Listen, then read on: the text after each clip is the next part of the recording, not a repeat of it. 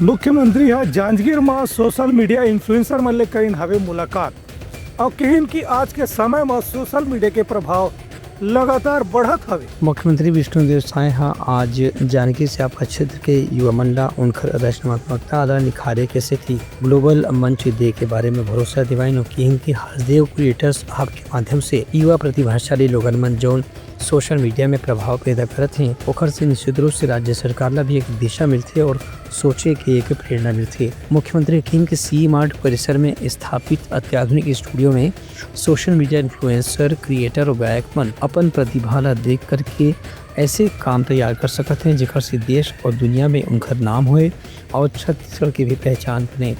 संगे संग प्रदेश ला ऐसे एक व्यवस्थित रूप से महत्व मिलना चाहिए जो वैश्विक मंच में छत्तीसगढ़ के नाम स्थापित कर सके। ये मौका में मुख्यमंत्री है स्टूडियो में अपन इंटरव्यू भी रिकॉर्ड कराई।